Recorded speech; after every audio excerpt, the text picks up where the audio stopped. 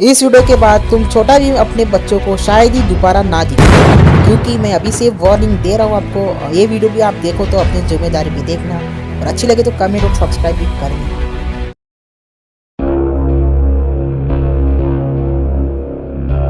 छोटा भीम हम सबका फेवरेट कार्टून है, लेकिन क्या आप जानते हो ढोलकपुर का एक सच ऐसा भी है जो कभी हमें बताया नहीं गया, और जब आप ये जान लोगे तो छोटा भीम को कभी पहले जैसा नहीं देख पाओगे।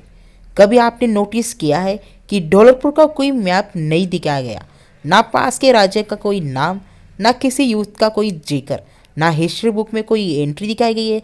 फिर भी यह राजा है, महल है, और सालों साल सब कुछ सेम चल रहा है, और एक बहादुर बच्चा है और जिसके साथ उसके 4 से 5 साथी है।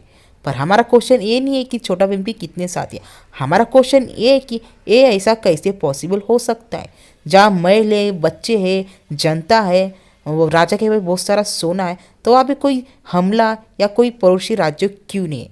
तो आज हम इस वीडियो में खुलासा करने वाले हैं कि ढोलकपुर एक रहस्य माइथोलॉजी है।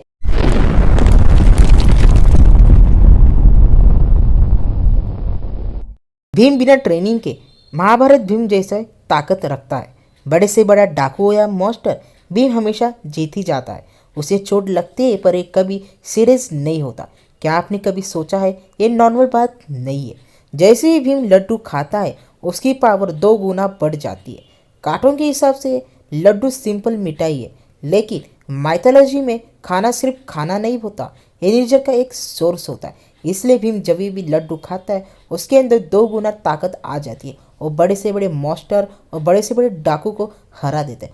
चाहे उसकी सिचुएशन कैसी भी हो, वो हमेशा जीत ही जाता है। और उसके साथ हनुमान, कृष्णा और गणेश भी साथ देते हैं। ढोलकपुर के राजा इंद्र वर्मा, उनका नाम ही इंटरेस्टिंग है। इंद्रदेव का नाम और वर्मा मतलब प्रोटेक्शन। राजा कभी भीम की पावर पर हैरान नहीं होता, जैसे उसे पहले से ये सब पता हो। किरमारा डायमंड्स मॉन्स्टर, ये लोग बार बार ढोलकपुर पर अटैक करते हैं, पर हर बार सिर्फ भीम ही उन्हें रोकता है, जैसे ये सब सिर्फ भीम को टेस्ट करने को आ रहे हो। पर इंद्र वर्मा सच में कोई भगवान नहीं है। उन्हें पता था कि भीम लड्डू खाते ही उसके अंदर एक अच्छी सी एक पावर आती है, और लड्डू का राज तो सभी लोगों को पता है, हमारे ऑडियंस को भी पता है कि लड्डू का राज सिर्फ एक टुनटुन मौसी को पता है।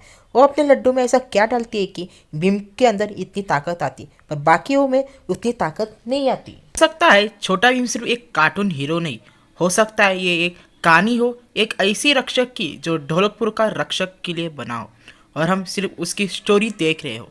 पर छोटा भीम कितने सालों से चल रहा है, लेकिन कैरेक्टर बड़े क्यों नहीं होते।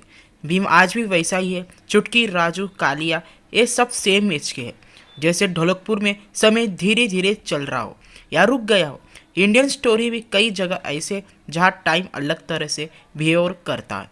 हो सकता है ढोलकपुर एक नॉर्मल जगह नहीं, बल्कि एक स्पेशल जगह हो जो हमारी सोच से भी आगे हो। ढोलकपुर पर हमेशा कोई ना कोई अटैक होता रहता है। कभी किरमाड़ा आ जाता है, तो कभी मॉन्स्टर आ जाता है, तो कभी डायनो असुर आ जाता है। लेकिन अजीब बात यह है कि हर बार अटैक भीम के रहते ही आता है, जैसे भीम की मौजूदगी विलेंस को अट्रैक्ट करती हो। अब बात करते हैं कालिया की।